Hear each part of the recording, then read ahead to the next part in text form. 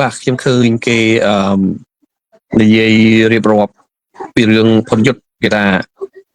អឺចាប់ផុនយុទ្ធហ្នឹងគឺคล้ายទៅជាយុទ្ធនាការរៃលុយបាទទៅជាយុទ្ធនាការរៃលុយខ្ញុំគិតទៅមនុស្សថោកទាបសំបីតែសម្ដីថោកទាបអញ្ចឹងក៏និយាយចេញទៅរួចដែរខ្ញុំនិយាយតាមត្រង់បងប្អូនណាបើសិនជាម្នាក់នឹងកំលក់ខ្លួនកុំលក់ខួរទៅឲ្យរបបហ៊ុនសែនណាហើយត្រូវបានរបបហ៊ុនសែនធ្វើទុកបុកម្នេញទៅលើក្រុមគ្រួសារចាប់ឧទាហរណ៍ថាចាប់ម្ដាយយកទៅដាក់ឃុំអូខេបាទចាប់ម្ដាយយកទៅដាក់ឃុំអីចឹងទៅក៏បងប្អូនខ្មែរយើងអ្នកស្នេហាជាតិអ្នកដែលគេអាណិតអាសូរហ្នឹងក៏នឹងរៃលុយគ្នាយកទៅជួយម្ដាយរបស់អាគាត់នឹងដែរបាទក៏គេរៃលុយគ្នាយកទៅជួយម្ដាយអាគាត់នឹងដែរគេជួយហ្នឹងគឺដោយសារតែគេឃើញភាពអយុត្តិធម៌ហើយគេនឹកគ្រប់គ្រងទៅដល់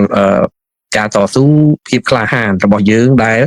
ហ៊ាននិយាយការពិតឈរនៅជាមួយភាពយុត្តិធម៌បាទត្រង់ចំណុចហ្នឹងហើយដែលធ្វើឲ្យបងប្អូនអ្នកតាមដានហ្នឹងគាត់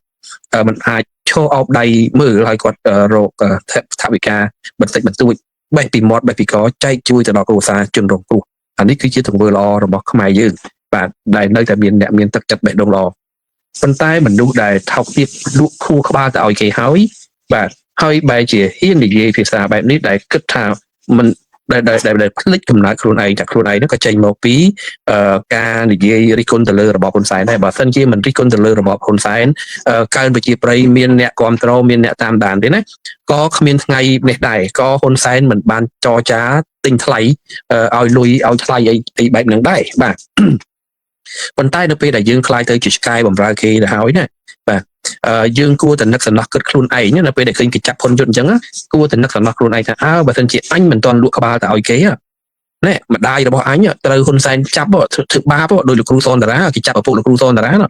ម្ដាយរបស់អញត្រូវគេចាប់ឃុំខ្លួនគេធ្វើបាបក៏មានទឹកចិត្តបងប្អូននៅក្រៅប្រទេសហ្នឹងគេរៃលុយជួយទិញថ្នាំជួយទិញអីផ្ដល់ឧបត្ថម្ភដល់យាយគាត់នៅក្នុងគុកដែរណាគួរតែនឹកឃើញដល់ចំណុចហ្នឹងដែរប៉ុន្តែហេតុអីក៏បើកមាត់បើកចំពុះមកនិយាយអំពីរឿងជ្រៀតឱកាសរៃលុយរៃថវិកាជឿចាប់ណាស់ទៅហីណាជឿចាប់ណាស់ទៅនៅពេលដែលឃើញខ្មែរគេចូលរួមជឿចាប់អ្វីដែលភុនយុទ្ធគាត់ទទួលបានណាបាទបើយើងមិនជឿចាប់ជាមួយគេយើងបិទមាត់ទៅពីព្រោះយើងវាគ្មានតម្លៃស្មើនឹងភុនយុទ្ធទេមិនបានតម្លៃស្មើនឹងបាតជើងរបស់ភុនយុទ្ធទេណាបាទមិនបានស្មើតម្លៃកញ្ចក់ជើងរបស់ភុនយុទ្ធទេភុនយុទ្ធគ្នានៅខ្មែរផងរងការគៀបសង្កត់គម្រាមកំហែងសពបែបយ៉ាងគេចាប់គាត់ចូលគុករហូតដល់ទៅ3ដងគេចាប់គាត់ដល់ទៅ3ដងប៉ុន្តែគាត់នៅតែមានភាពក្លាហានមានចំហររឹងមាំគាត់មិនលក់ក្បាលឲ្យគេទេណាសុខចិត្តប្រកបមុខរបរបន្តិចបន្តួចចិញ្ចឹមត្រីចិញ្ចឹមអីឃើញយើងឃើញមុននឹងគេចាប់គាត់នឹងយើងឃើញពីការប្រកាសដែលគាត់រករបររបស់គាត់ដើម្បីចិញ្ចឹមជីវិតទេណាមនុស្សបែបនេះមានតម្លៃមិនអាចយកលុយទៅទិញឧត្តមគតិគាត់បានណាយើងមិនអាចប្រៀបធៀបទៅនឹងកញ្ចក់ជើងរបស់ហ៊ុនយុទ្ធទេពីព្រោះយើងលក់ក្បាលគេឲ្យគេទៅហើយណាគេគម្រាមខ្ញុំមិនដឹងថាគេគម្រាមកំហែងម្ដាយប៉ុណ្ណាកម្រិតប៉ុណ្ណាទេប៉ុន្តែចង់និយាយថាយើងមិនអាចទប់ទល់បានយើងមិនអាចមានភាពរឹងមាំស្មើនឹងមួយចំណិតកញ្ចក់ជើងរបស់ហ៊ុនយុទ្ធទេណាមិនបានស្មើនឹងកញ្ចក់ជើងរបស់ហ៊ុនយុទ្ធទេអញ្ចឹងនៅពេលដែលឃើញខ្មែរយើងដែលគាត់រៃអង្គាសថាវិការជួយទៅដល់បងប្អូនហ៊ុនយុទ្ធជួយទៅដល់រសារតែគេចូលរួមជួយចាប់ទៅនឹងជីវិតរបស់ហ៊ុនយុទ្ធដែលគ្នាកើតមកគ្នាមានកម្មមនុស្សបែបហ្នឹងកើតមកគ្នាមានសម្ពាធកម្មហើយគ្នាមានរូបសម្បត្តិមិនគ្រប់លក្ខណៈបែបនេះប៉ុន្តែគ្នាមានបុណ្យបានបុណ្យមួយដែរបុណ្យគឺមានខួរក្បាលមានសេចក្តីថ្លៃថ្នូរមានការតស៊ូគួរឲ្យគោរពពិការតែរាងកាយទេប៉ុន្តែឧត្តមគតិបេះដូងរបស់គាត់គួរឲ្យគោរពខ្លាំងណាស់ដែលឯងនេះមានទាំងរូបកាយសម្បត្តិគ្រាន់បើជាងហ៊ុនយុទ្ធប៉ុន្តែខួរក្បាលត្រូវបានគេទិញដូរខ្លាយទៅជាទំនិញទៅហើយណាបាទឈប់ប្រៀបធៀបខ្លួនឯងថាអស្ចារ្យគិតថាខ្លួនឯងបានមកនៅអាមេរិកអស្ចារ្យខ្មោចអីមិននៅអាមេរិកហើយត្រូវគេទិញក្បាលបានមានអីអស្ចារ្យស្អីមិននៅអាមេរិកឲ្យគេទិញក្បាលបាននោះហ៊ុនយុទ្ធគាត់នៅខ្មែរគេទិញក្បាលគាត់មិនបានផងគេចាប់គាត់ដាក់គុកដល់ទៅ3ដងគាត់នៅតែមានចំហររឹងមាំណាយើងសំណាងណាយើងសំណាងដែលយើងឃើញមានមនុស្សដូចហ៊ុនយុទ្ធដែលគាត់មានឧត្តមគតិមានភាពរឹងមាំណា គាត់ពិការតែរាងកាយនេះប៉ុន្តែគាត់មិនពិការខួរលក់ខួរទៅឲ្យគេទេបាទអញ្ចឹងហ្នឹងហើយបងប្អូនខ្ញុំឃើញបងប្អូនយើងជាច្រើនគាត់ឈឺឆ្អាលគាត់ឈឺចាប់ហើយខ្ញុំដឹងសង្ឃឹមថាមានបងប្អូនយើងចូលរួមជួយទៅនឹងផ្គត់ផ្គង់ថវិកាទៅដល់ក្រុមគ្រួសារគាត់ណាហើយគឺសូមបញ្ជាក់ឲ្យបដិសេធសូមបដិសេធដែរគឺក្រុមទូទួលមេតិកាយើងអត់បានធ្វើដំណើរការរៃអង្គាសនឹងទេណាបាទសូមបញ្ជាក់ជាស្រ័យបាទគឺពួកខ្ញុំអត់ធ្វើកិច្ចការនឹងទេក៏ប៉ុន្តែខ្ញុំលើកទឹកចិត្តឲ្យបងប្អូនតាក់ទងទៅគុណចាស់បុត្របន្ទិញបាទវត្តភ្នំសារីដែលលោកតែងតែជួយជានិច្ចមិនថាផុនយុទ្ធមិនថាយុវជនអ្នកតស៊ូដទៃទៀតទេលោកមិនរៀបរាប់លោកមិនប្រកាសទេប៉ុន្តែខ្ញុំដឹងខ្ញុំនៅក្បែរលោកច្រើនឆ្នាំខ្ញុំដឹងរឿងការដែលគាត់តែងតែជួយដល់អ្នករងគ្រោះលោកមាននេះគឺជាការងាររបស់លោកហើយលោកមិនឈរដៃមិនអោបដៃមើលទេអញ្ចឹងខ្ញុំដឹងបើបងប្អូនចង់ចូលរួមចង់ជួយបងប្អូនតាក់ទងទៅគុណចាស់បន្តិចណាបាទអត់មានក្រុមការងារទូទេបាទទូយើងអត់ចង់ធ្វើការងារនោះទេប៉ុន្តែយើងអាចជួយប្រកាសប្រាប់ថា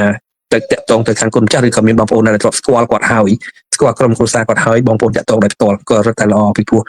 ក្រុមការងារទូមេតិកាខ្ញុំនេះគឺព្យាយាមនៅឲ្យឆ្ងាយមិននៅឲ្យឆ្ងាយអំពីរឿងលុយកាក់នេះបាទយើងអត់ចង់ឲ្យមានការវាយប្រហារចោទប្រកាន់មកលើក្រុមការងារយើងដូចអ្វីដែលពួកវាធ្លាប់ចោទប្រកាន់មកលើក្រុមការងារយើងកន្លងមកទេបាទអញ្ចឹងបាទអញ្ចឹងខ្ញុំសូមឆ្លើយតបប៉ុណ្ណឹងពាក់ព័ន្ធទៅនឹងសត្វដលោកបាទដែលនិយាយពីរឿងការរៃថវិកាជួយទៅលើបងប្អូនផុនយុទ្ធនេះបាទហើយបន្ថែមទៅទៀតបាទយើងនៅតែរឿងផុនយុទ្ធដដែលបាទយើងរឿងផុនយុទ្ធដដែលអត់ធ្មត់បាទយើងនិយាយអំពីរឿងហ៊ុនសែនអត់ធ្មត់ជាមួយនឹងបរទេសប្លន់ដីដូចយើងឃើញហើយបាទបងប្អូនយើងនិយាយច្រើនគ្នាហើយពីប្លន់ដីចូលទៅតែងប័ណ្ណចម្រៀងតែងប័ណ្ណចម្រៀងនិពន្ធប័ណ្ណចម្រៀងឲ្យអត់ធ្មត់ប៉ុន្តែមិនបណៃមិនសំណោះដល់ឈាមជ័រគ្នាឯងជន់ពីការសោះបាទក៏មិនលើកលែងគ្នាដែរខ្ញុំនិយាយតាមត្រង់ចាប់គាត់ដាក់គុកដល់ទៅ2 ដងទៅហើយណាគាត់ចេញមកវិញគាត់នៅតែបន្តការរិះគន់នោះចុះបើបដ ாய் ទុកឲ្យគាត់រិះគន់ទៅគាត់អាចទៅដឹកនាំស្អីគេណាធ្វើឲ្យមានការប៉ះពាល់ស្អីទេណាក្រែងពួកឯងហ្នឹងយកសិតតែបណ្ឌិតទេណាក្រែងពួកឯងហ្នឹងយកសិតតែបណ្ឌិតយកសិតតែតារាតួកុនដែលមានប្រជាប្រិយមានអ្នកតាមដានរាប់លានអ្នកមានអ្នក follow មានអ្នក like រាប់លានអ្នកអីហេតុអីក៏អ្នកឯងមិនបញ្ជូនពួកហ្នឹងឲ្យមកធ្វើការបញ្ចេញមតិឆ្លើយតបទៅនឹងហ៊ុនយុទ្ធវិញទៅណាអាហ្នឹងគេហៅថាប្រកួតប្រជែងបែបប្រជាធិបតេយ្យណាទិញក្បាលតារាល្បីដែលមានអ្នក follow រាប់លានអ្នកបាទអ្នក follow តារាមួយសិតតែរាប់លានអ្នកមិនក៏មិនយកពួកនឹងចេញមកប្រតិកម្មតបជាមួយនឹងហ៊ុនយុទ្ធវិញទៅហេតុអីចាំបាច់ប្រើទង្វើថោកទាបអមនុស្សធម៌បែបហ្នឹងទៅចាប់គាត់ដាក់គុកទៅអីណាសមត្ថភាពត្រឹមតែជនពិការមួយឯងមានតារាល្បីពេញទូទាំងប្រទេសទប់ទល់ជាមួយគាត់មិនបានឬមួយក៏យ៉ាងម៉េចឬមួយក៏អ្វីដែលហ៊ុនយុទ្ធនិយាយនេះជាការពិតដែលខ្លួនឯងមិនអាចដោះស្រាយបានដែលខ្លួនឯងមិនអាចលុបលាងបានណាបាទដល់ពេលអញ្ចឹងទៅចង់មិនអាចទប់ទល់ជាមួយនឹងការពិតបានប្រើវិធីបែបថោកទាបបែបហិង្សាចាប់គ្នាដាក់គុកទាំងគ្នាជាជនពិការទៅហើយណាអួតមានបណ្ឌិតច្រើនណាចុះអាបណ្ឌិតលក់ខួរអីមកគុកហ្នឹងបណ្ឌិតមកគុកពេញទូទាំងប្រទេសហ្នឹងមកក៏មិនប្រើក្បាលពួកហ្នឹងឲ្យចេញមកផ្សាយទៅលើបណ្ដាញ Facebook ឆ្លើយតបជាមួយនឹងហ៊ុនយុទ្ធទៅអួតសិតតែមានអ្នក follow រាប់លានអ្នកហ្នឹងបកស្រាយតាមបណ្ដាញសង្គម Facebook ត្រឡប់ទៅវិញទៅរឿងអីត្រូវទៅចាប់គាត់ធ្វើបាបគាត់ទៅអីហើយពួកអាបណ្ឌិតអស់ហ្នឹងគាត់មានសមត្ថភាពឆ្លើយតបជាមួយហ៊ុនយុទ្ធឬមួយក៏យ៉ាងម៉េចបានជាត្រូវប្រើវិធីចាប់គាត់ហ្នឹងពួកតារាដែលមានអ្នក follow រាប់លានអ្នកហ្នឹងឆ្លើយតបជាមួយហ៊ុនយុទ្ធបានទេចាំបាច់ប្រើវិធីធ្វើបាបគាត់បែបហ្នឹងបាទតែបងប្រាថ្នាទេមែនទេក្រុមតារាល្បីពួកវាពេញទូរស័ព្ទតារាអីអាណាខេមរៈសេរីមុនអាលេងនវត្រាព្រៀបសវត្តអីហ្នឹងសិតតែពួកតារាត្រផ្លោកមកគោកតាសិតតែត្រផ្លោកសិតតែការពារសម្ដេចគុកពេលដែលសៀមអ្នកលក់ដូរសៀមកាពិកប៉ុកសោះយករូបហ៊ុនសែនទៅបាញ់ស្អីចេញមកធ្វើវីដេអូស្កោតទុះធ្វើវីដេអូ live ហើយចាំមិនក៏មិនប្រើពួកអាហ្នឹងមកឆ្លើយតបជាមួយហ៊ុនយុទ្ធទៅធ្វើចឹងទៅចាំបាច់ប្រើវិធីថោកទាបទៅចាប់គ្នាដាក់គុកទៅអីក៏យើងប្រើទៅតារាល្បីដែរមានអ្នក follow ច្រើនទាំងអីតារាមួយអាហ្នឹងយើងមិនតនិយាយអំពីពួកអាបណ្ឌិតលក់គូមួយចំនួនផងរៀនទៅដល់បណ្ឌិតហើយអាទីប្រឹក្សាចាយដុល្លារបំបងបាយនេះហេតុអីក៏វាមិនចេញមកផ្ដល់យោបល់ណែឥឡូវហ៊ុនយុទ្ធនិយាយបែបហ្នឹងឆ្លើយតបរបៀបម៉េចយើងបង្កើតប្រព័ន្ធផ្សព្វផ្សាយឆ្លើយតបរបៀបម៉េចដើម្បីឆ្លើយតបទៅនឹងហ៊ុនយុទ្ធចុះអាបណ្ឌិតស៊ីលុយអស់ហ្នឹងមិនក៏វាមិនផ្ដល់យោបល់ឲ្យឬមួយក៏ពួកអាហ្នឹងវាស៊ីតលុយហើយវាបើកតលុយហើយវាមិនខ្វល់វាមិនផ្ដល់យោបល់ឲ្យបើឲ្យហ៊ុនសែនតច្រកគ្មានវិធីអីធ្វើក្រៅតែពីចាប់គេដាក់គុកបាទនឹង ហ្នឹងហើយបង Christina ខាងបងសុសាទយៈអឺបាទខ្ញុំថ្ងៃហ្នឹងគឺចង់បដោតនិយាយទៅលើរឿងប្រពន្ធយុទ្ធហ្នឹងឯងអឺ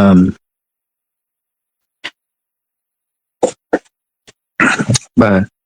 បងនិកវ៉ៃខ្ញុំគិតថា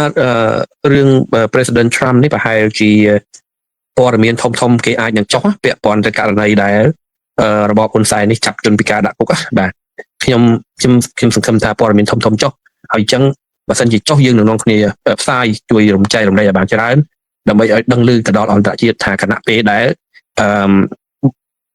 ផ្ទៃដីខ្មែរយើងគេកំពុងត្រូវបានគេឈ្លានពានគេចង់នេះគេប្លន់យកបាទរបបហ៊ុនសែនបាទគឺនៅតែបន្តចាប់ជនស្លូតត្រង់ដាក់គុកបាទសូម្បីតែជនពិការក៏មិនលើកលែងឲ្យដែរបាទបាទជំរាបសួរបងងឿនវុឌ្ឍបាទលឿនដាចិន្តា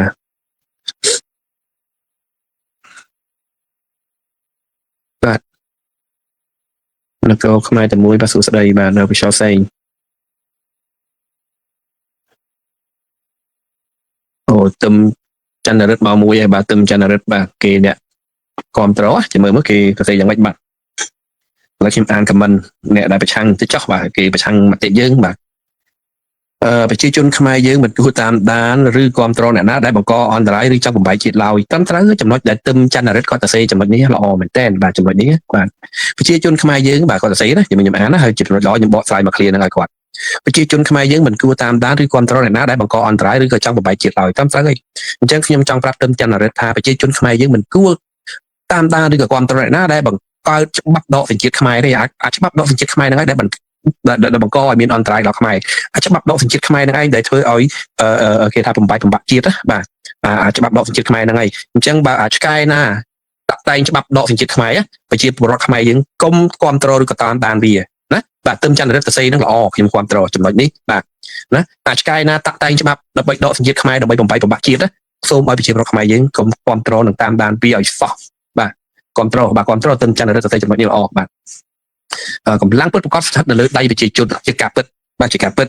បាទកម្លាំងពិតប្រាកដស្ថិតនៅលើដៃប្រជាជនរបស់យើងទាំងអស់គ្នាបាទអញ្ចឹងប្រជាជនឈប់ឲ្យពួកជនផ្ដាច់ការឈប់ឲ្យកុំឲ្យតកូលកុំឲ្យគ្រួសារណាមួយ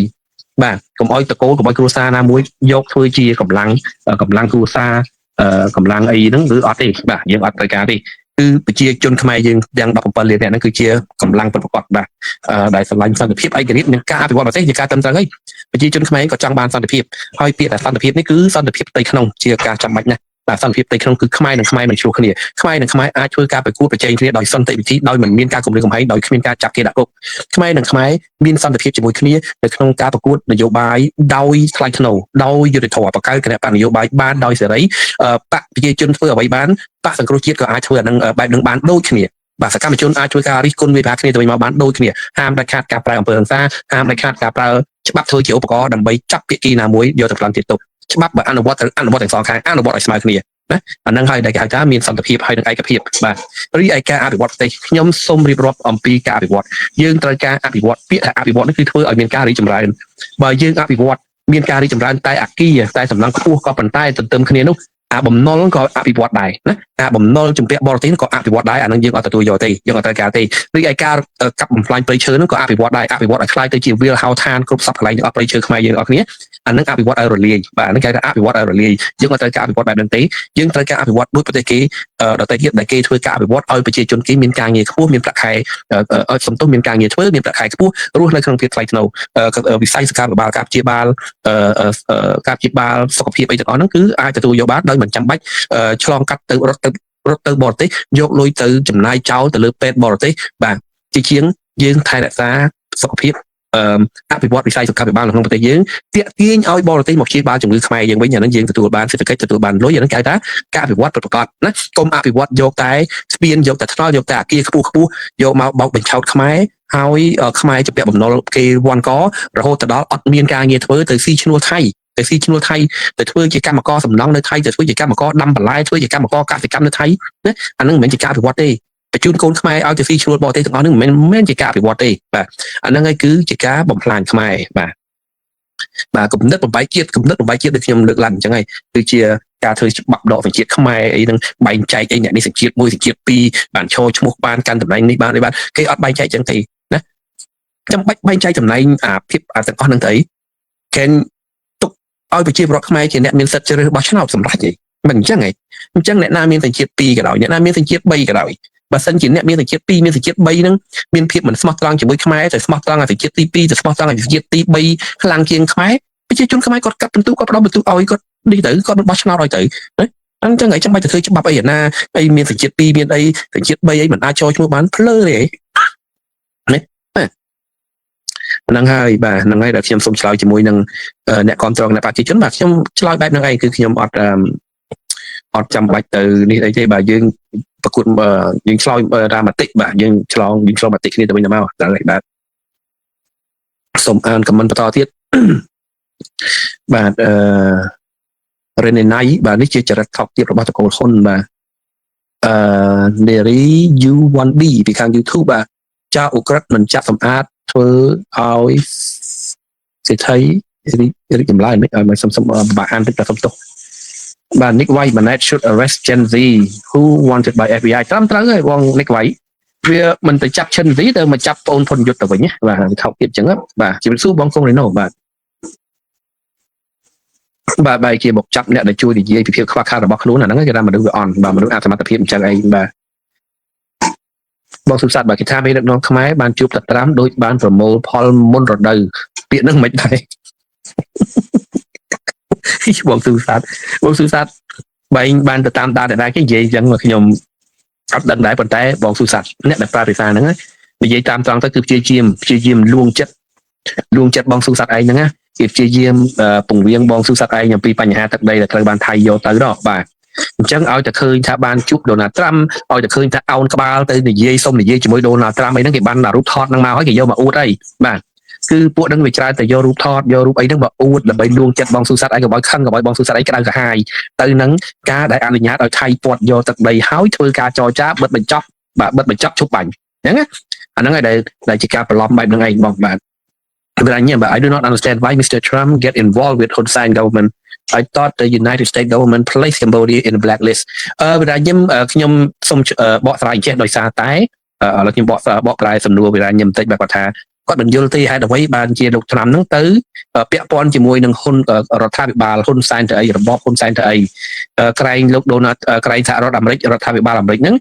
ត្រូវបានចាត់ទុកប្រទេសកម្ពុជានៅក្នុងបញ្ជីខ្មៅឯបាទជាការពិតដែលគេចាត់ទុកប្រទេសកម្ពុជាស្ថិតក្នុងបញ្ជីខ្មៅគឺជាមួយនឹងមន្ត្រីពាក់ព័ន្ធ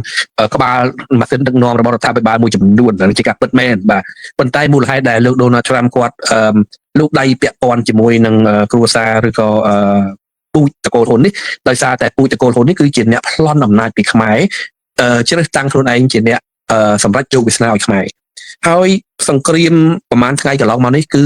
ធ្វើឲ្យបាត់បង់អាយុជីវិតមនុស្សជាតិបាត់បង់ជីវិតទាំងសងខាងបាត់បង់ជីវិតទាំងថៃទាំងខ្មែរហើយខ្ញុំជឿជាក់ថាខ្មែរយើងបាត់បង់ជីវិតច្រើនជាងប៉ុន្តែពួកអាកុម្មុយនីសវាមិនផ្សាយទេវាលាក់កំបាំងបាទអញ្ចឹងខ្ញុំគិតថាដែលដូណាល់ត្រាំគាត់ពាក់ព័ន្ធនេះដោយសារតែគាត់ចង់ឲ្យបញ្ចប់ការបាញ់គ្នាគាត់ចង់ឲ្យបញ្ចប់អំពើហិង្សានៅតាមព្រំដែនដើម្បីជួយសង្គ្រោះកុំឲ្យមានជីវិតមនុស្សស្លាប់បន្តទៅទៀតខ្ញុំគិតថានេះគឺជាអ្វីដែលដូណាល់ត្រាំគាត់ធ្វើប៉ុន្តែបងប្អូនមិនមែនដូណាល់ត្រាំគាត់មិនដឹងថារបបហ៊ុនសែននឹងនៅពីក្រោយអំពើអក្រិតកម្មឆបោកអនឡាញមិនមែនគាត់មិនដឹងថារបបហ៊ុនសែននឹងគឺជារបបផ្ដាច់ការទេបាទមិនមែនគាត់មិនដឹងទេបងប្អូនស្គាល់ទេមន្ត្រីការបរទេសរបស់លោកដូណាល់ត្រាំ Marco Rubio មន្ត្រីការបរទេសលោកដូណាល់ត្រាំគាត់តែងតាំងហ្នឹងបងប្អូនដឹងមុខលោក Marco Rubio ហ្នឹងឯងគាត់គឺជាមនុស្សដ៏សំខាន់ម្នាក់ដែលជួយធ្វើច្បាប់តាក់តែងច្បាប់ស្ដារលទ្ធិប្រជាធិបតេយ្យនៅកម្ពុជាបាទលោក Marco Rubio ហ្នឹងគាត់ជួយខ្មែរយើងតាំងតែពីគាត់មិនទាន់ឡើងកាន់តំណែងជារដ្ឋមន្ត្រីក្រសួងការបរទេសម្ដេចតាំងតែពីលោកដូណាល់ត្រាំមិនទាន់ជាប់ជាប្រធានាធិបតីម្លេះបាទពេលហ្នឹងលោក Marco Rubio ហ្នឹងគាត់នៅជា senator នៅជាគេហៅព្រឹទ្ធសភាបាទព្រឹទ្ធសភានៅរដ្ឋ Florida បាទគឺគាត់តែងតែជួយឈឺឆ្អាលពាក់ព័ន្ធទៅនឹងរឿងវិជាធិបតេយ្យនៅខ្មែរដូច្នេះបងប្អូនគិតមើលបើសិនជាលោក Marco Rubio គាត់ជាអ្នកធ្វើការងារនឹងរឿងអីដែលគាត់មិនដឹងថារបបហ៊ុនសែននឹងបាត់ដៃប្រឡាក់ឈាមបំផ្លាញប្រជាធិបតេយ្យរឿងអីដែលគាត់មិនដឹងហើយបងប្អូនគិតមើលរបាយការណ៍របស់អាមេរិក FBI អាមេរិកដែលធ្វើច្បាប់ដកសញ្ជាតិសំទោសមិនដកជាបង្កកតបសម្បត្តិ Gen Z អង់គ្លេសបង្កកតបសម្បត្តិ Gen Z បងប្អូនគិតថាដែលគេបង្កកហ្នឹងគេមិនដឹងពី scenario បងប្អូនគិតថាគេមិនដឹងឬ គល់ថា Gen Z ហ្នឹងជានរណាណាគេស្រាវជ្រាវរហូតទៅដល់គេបង្កប់ Bitcoin របស់ Gen Z បងប្អូនណានៅពេលដែលគេស្រាវជ្រាវដាក់ទណ្ឌកម្មទៅលើបុគ្គលណាម្នាក់ដឹងថារឿងដំបូងដែលគេធ្វើនឹងគេធ្វើអី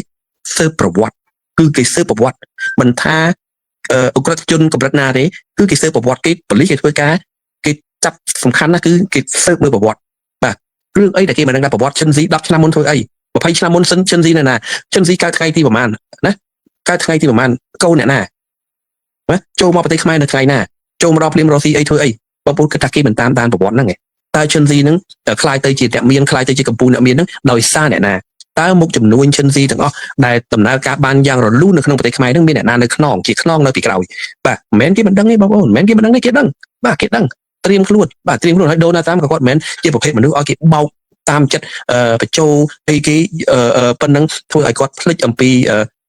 ភាពរងគ្រោះរបស់ប្រជាជនអាមេរិកដែលត្រូវចាញ់បោកលុយដល់ទៅជាង10 billion បាទមានន័យថា10000 លានដុល្លារបាទចាញ់បោកពីការឆោបបោកអនឡាញហ្នឹងបាទចាញ់បោកពីការឆោបបោកដែលប្រតិបត្តិការដោយ Gen Z ហ្នឹងប្រជាជនអាមេរិកទឹកភ្នែកពលរដ្ឋអាមេរិកចំនួន10000 លានដុល្លារដែលរងគ្រោះដោយសារតែ Gen Z ហ្នឹងបាទបងប្អូនគិតថាតើគេអត់អោនឲ្យទេបាទគេអត់អោនឲ្យទេហើយជាពិសេសអ្នកដែលពាក់ព័ន្ធនៅពីក្រោយហ្នឹងបាទគេរៀបចំធ្វើតាមលំដាប់លំដោយណាបងប្អូនណាបាទអញ្ចឹងខ្ញុំសូមបញ្ជាក់បងប្អូនវាស្របពេលនេះគឺយើងមានរដ្ឋាភិបាលថ្មីរដ្ឋាភិបាល$23បាទរដ្ឋាភិបាលឯករាជ្យ$23ដែលរៀបចំឡើងដោយលោកប្រធានសភាស៊ីហើយក៏មានរចនាសម្ព័ន្ធគ្នាយើងច្រើននៅក្នុងហ្នឹងបងប្អូនឃើញខ្ញុំមិនទាន់រៀបរាប់ទេប៉ុន្តែបងប្អូនដឹងហើយមនុស្សគោលមួយចំនួនមនុស្សសំខាន់មួយចំនួនដែលកាន់តាមស្ថាប័ននីមួយៗហ្នឹងហើយបច្ចុប្បន្នហ្នឹងយើងកំពុងតែរៀបចំក្នុងស្ថាប័នមួយហ្នឹងមានមេធានប្រមាណហើយអ្នកណាកាន់ការងារអីយើងរឿងធ្វើហ្នឹងយើងកំពុងធ្វើរឿងហ្នឹងទេបាទហើយអ្នកខ្លះគាត់ធ្វើការគាត់ជួយអ្នកខ្លះទៅគាត់សំទោសគាត់ធ្វើការដោយចេញមុខអ្នកខ្លះគាត់ធ្វើការដោយមិនចេញមុខចឹងណាបាទហ្នឹងហើយបាទហ្នឹងហើយបងប្អូនបាទខ្ញុំសូមអានខមមិនបន្តទៀតបាទសុខហេងជំរាបសួរបាទបងសៀងផ្អាប់ធ្លាប់ស៊ីបាយបាទលោកមករស់នៅស្រុកអាមេរិកដោយសារជាភាពជាសង្ឃហើយមកស្ទឹកជាប្រជាពុទ្ធបរិស័ទទៀតនេះជាអំពើដ៏ថោកទាបអាចឲ្យខូចពុទ្ធសាសនាខ្លាំងណាស់ឲ្យវាទទួលយកបាបកម្មកិច្ចមិនរួចទេបងបាទរឿងបាបកម្មនេះអ្នកដែលធ្លាប់បួសអ្នកដែលធ្លាប់រៀនដឹងហើយទៅដល់ទីណាក៏មិនអាចកិច្ចដែររឿងកម្មផលនេះបាទសូមអានខមមិនបាទសូមអានបន្តខ្ញុំសូមអធិស្ឋានបងសង្គមយុទ្ធធម៌សង្គមបាទខមមិនវែងឲ្យខ្ញុំ like តាមទូរស័ព្ទហ្នឹងវារៀងពិបាកបន្តិចបាទគឺខាងឆ្កែណាដឹកនាំធ្វើបាបប្រជាពលរដ្ឋធ្វើច្បាប់ដកជាតិខ្មែរពីកំណត់បងប្អូនជប់គ្រប់គ្រងវាខមមិននេះបែរគាត់ខមមិនយូរហើយបងប្អូនណាបាទសូមភាសាតែខ្ញុំជាប់បកស្រាយមកប្រើមិញនេះអត់បានអូខមមិនអានបន្តបាទខមមិនវានៅកំណឹងហើយខ្ញុំកំពុងអូខមមិនបន្តទៀតបាទអីសេគុនធាកុំអភិវឌ្ឍកុំក្រិតជនបាទត្រូវហើយបាទអភិវឌ្ឍក៏ថ្ងៃអភិវឌ្ឍកុំក្រិតជនហ្នឹងហើយមើលអាចGen Zមកខ្មែរពីដំបូងយកទៅមានស្អីមកចកេះខោបាទយ៉ាងកោបាទយ៉ាងកោឥន្ទ្រីទេបាទជំរាបសួរបងចង់សួរថាច្បាប់ស្រុកខ្មែរបង្កើតមកដើម្បីអ្វីបើមនុស្សពិការនិយាយបានផងយ៉ាងកោច្បាប់ស្រុកខ្មែរបង្កើតមកគឺដើម្បីបម្រើអំណាចហ៊ុនសែនបាទ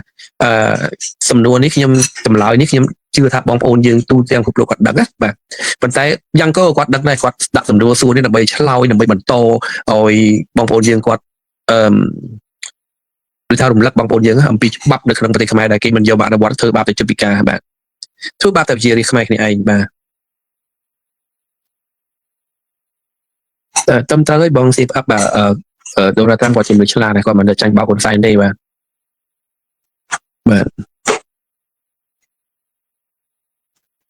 លោកពូអុកពេជ្រសំណាងបាទសូមជំរាបសួរបាទមហានគរខ្មែរបាទព្រៀបបញ្ញរោពុទ្ធិពុទ្ធមួយធ្លាប់បួសមកជេរស្រីកាន់ជើងតកូលហ៊ុនអើយបងប្អូនមនុស្សធ្លាប់បួសធ្លាប់រៀនមកជេរមនុស្សស្រីជេរអីពីការបែបនេះខ្ញុំចង់និយាយថាសិលធម៌គេថាបងប្អូនគេមានពាក្យគេថាយើងអាចយកមនុស្សចេញពីព្រៃបានណាបងពុទ្ធិពុទ្ធពីខាង YouTube បាទគេថាគេអាចយកមនុស្សចេញពីព្រៃបានប៉ុន្តែគេមិនអាចយកព្រៃចេញពីក្នុងខ្លួនមនុស្សបានទេបាទមានន័យថាបើសិនជាមនុស្សហ្នឹងអាព្រៃចេញពីក្នុងខ្លួនមានអាភិបព្រៃអាចរិតពីលអាចរិតព្រៃអាចរិតថោកទៀតណាដែលវាមាននៅក្នុងខ្លួនហ្នឹងគឺមិនអាចយកចេញបានទេគឺវានៅក្នុងខ្លួនវាហ្នឹងហើយបាទបើមនុស្សគេអាចយកមនុស្សចេញពីព្រៃបានយើងអាចយកមនុស្សចេញពីក្នុងព្រៃបានប៉ុន្តែអាចរិតព្រៃចរិតពីលទៅធ្វើថោកទៀតហ្នឹងមិនអាចយកចេញបានទេបាទចំណុចហ្នឹងបាទអញ្ចឹងមិនថាធ្លាប់បួស មិនថាយ៉ាងណាទេបើសិនជាមិនបើសិនជាបួសនឹងមិនមែនបួសដើម្បីរៀនធម៌រៀនកុសលរៀនអឺគោរពទៅតាមការព្រៀនបដៅរបស់ព្រះពុទ្ធទេគឺពីលនៅតែពីលបាទពីលនៅតែពីលរហូតដល់បុគ្គលខ្លះនៅតែប្រព្រឹត្តអំពើពីលទាំងមិនទាន់សឹកផងបាទទាំងនៅក្នុងខ្លួននឹងខ្លួនជាសង្ឃនៅឡើយហ្នឹងណាបាទមិននៅធ្វើផងបាទកំថាឡើយដល់ទៅមនុស្សដែលធ្លាប់បួសឲ្យសឹកទៅវិញបាទខ្លះដោយសារសឹកទៅវិញបានដៃបាទទៅបានដៃថាអញលេងស្លៀកស្បង់ហើយអញចង់ធ្វើអីក៏បានចង់ធ្វើរឿងថោកទៀតបែបណាក៏បានអញ្ចឹងណាបាទអញ្ចឹងអ្នកខ្លះគិតអញ្ចឹងហើយខ្លះទៀតវាអាចនឹងមានគំនិតមួយគឺថាចេះទៀតបងប្អូននេះខ្ញុំគិតទេផ្ទាល់ខ្លួននេះបាទខ្ញុំមិនដឹងថាក្នុងចិត្តវាគិតយ៉ាងម៉េចទេប៉ុន្តែជួនកាលវាអាចគិតអញ្ចេះអញបួសតាំងពីក្មេងមកដែរអញមានបុណ្យបានប៉ុណ្ណឹងដែរអញ្ចឹងបើអញប្រព្រឹត្តបាបខ្លះទៅក៏វាមិនអីដែរណាអាខ្លះវាគិតអញ្ចឹងណាបងបាទអាខ្លះអញ្ចឹងបងអាមនុស្សដែលធ្លាប់បួសក៏ដោយបើសិនជាមានគំនិតបែបហ្នឹងហើយគឺនៅតែអញ្ចឹងឯងបាទណាឆេងលិនបាទជម្រាបសួរពេញហ្វឿងពោផ្លោះអបរាជិកមែនខ្ញុំអាពាក្យបរាជិកហ្នឹងខ្ញុំបាក់ឲ្យនិយមន័យដែរបាទព្រោះខ្ញុំអត់ដឹងថាវិន័យប្រសង់បរាជិកហ្នឹងកម្រិតណាបើស្គុនចាប់បន្តិចមិនដឹងលោកដឹងច្បាស់តាមប្រព្រឹត្តកំហុសអីប៉ុន្តែពាក្យថាត្រូវអាបត្តិហ្នឹងស្រាលទេបើបរាជិកបែបធ្ងន់បាទពាក្យថាត្រូវអាបត្តិហ្នឹងឧទាហរណ៍ថាធ្វើអីខុសបន្តិចហ្នឹងគាត់ដើរច្រឡំប៉ះឆ្មាបន្តិចហ្នឹងក៏ត្រូវអាបត្តិដែរ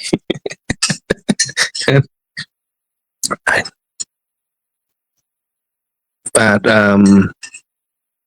បងឡាសរីឡងស៊ីនំគោម CPP ច្រើនពេកចេះតែថាស៊ីតិចជាងបងឯងទេបងឯងស៊ីច្រើនជាងផងហើយមិនក៏បងឯងអត់អីបងឡាសរីមើលខ្ញុំសួរបាទស៊ីតិចជាងបងឯងទេបងឡាសរីគាត់ស៊ីច្រើនណាបើតាមខ្ញុំដឹងវារឿងដែលគាត់រៀបរាប់ប្រាប់មកបាទសិតតែ CPP ដែរបងឯងទៅស៊ីអត់ដងបងឡាសរី CPP ទេណាបាទប៉ុន្តែបងឡាសរីគាត់មិនវិញវាន់ដូចវា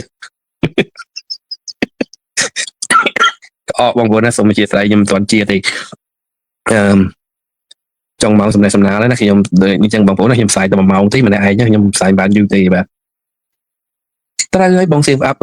វាថោកទៀតអញ្ចឹងវានិយាយពីរឿងលោកគ្រូសតារាយកឪពុកគាត់មកលេងសើចក៏ថោកទៀតបែបហ្នឹងបើខ្លួនវាមិនលក់ខ្លួនលក់ក្បាលទៅឲ្យគេគ្រួសារវាម្ដាយវានៅខ្មែរក៏គេមិនលើកលែងឲ្យដែរគេចាប់ឲ្យដែរវាអត់មានសំណោះគិតខ្លួនគិតឃើញទៅដល់រឿងបែបហ្នឹងអត់មានសំណោះនឹកឃើញគិតទៅដល់ចំណុចហ្នឹងអញ្ចឹងមិនថាវាខ្ញុំមិននឹកស្មានទេនិយាយតាមត្រង់បងប្អូនខ្ញុំមិននឹកស្មានណា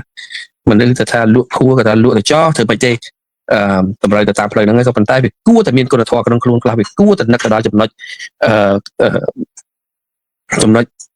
ថ្លៃថ្នូរខ្លះដែរក្នុងការបើកមាត់យកមកនិយាយគិតពីប្រៀបធៀបគ្រួសារយើងគ្រួសារគេខ្លះដែរបាទប៉ុន្តែដល់ប៉ុណ្ណឹងដល់ថ្នាក់ហ្នឹងពេកទៅខ្ញុំវាមិននឹកស្មានទេបងប្អូនណាខកចិត្តមែនតើបាទ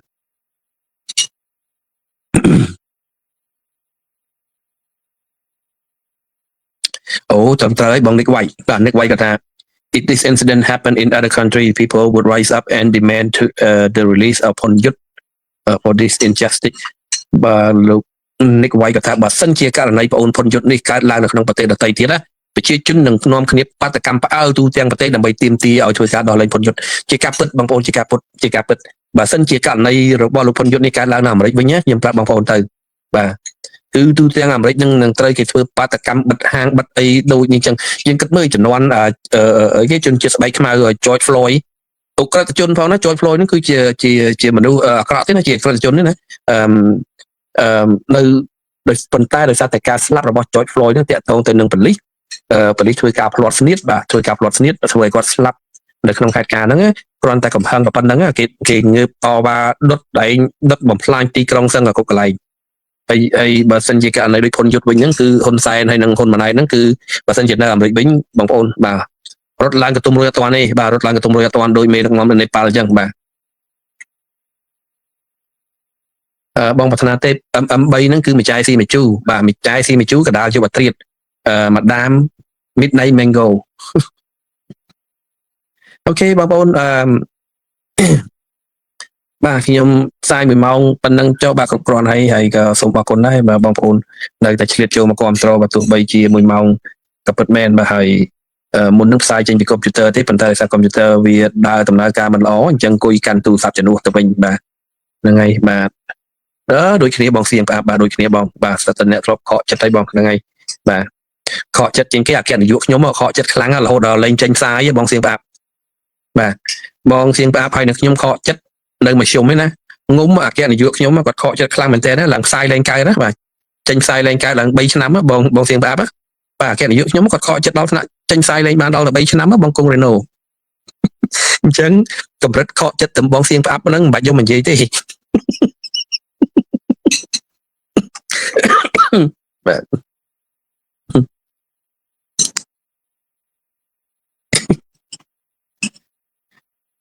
បាទហ្នឹងហើយអរគុណបងគង់រេណូបាទអូខេចឹងសូមជម្រាបលាបងប្អូនជនរួមជាតិទាំងអស់គ្នាយើងនឹងបន្តការតស៊ូទាមទាររកយុត្តិធម៌ជូនជាតិមាតុភូមិរបស់យើងនឹងបន្តរកយុត្តិធម៌ជូនពលរដ្ឋខ្មែរយើងបាទជានិច្ចបាទយើងមិនឈរអោបដៃជាមួយនឹងភាពអយុត្តិធម៌ទេយើងមិនទទួលស្គាល់ភាពអយុត្តិធម៌ទេយើងមិនទៅស៊ីឈ្នួលចង់បានលុយពីជនដែលបង្កភាពអយុត្តិធម៌នៅក្នុងជាតិទេបាទចឹងសូមជូនពរបងប្អូនទាំងអស់បាទជនរួមជាតិទាំងអស់សុខភាពល្អធ្វើដំណើរទៅណាមកណាប្រកបដោយសុវត្ថិភាពហើយប្រកបដោយការបីបានជោគជ័យគ្រប់ភារកិច្ចការងារបាទសូមអរគុណសូមជម្រាបលាបាទ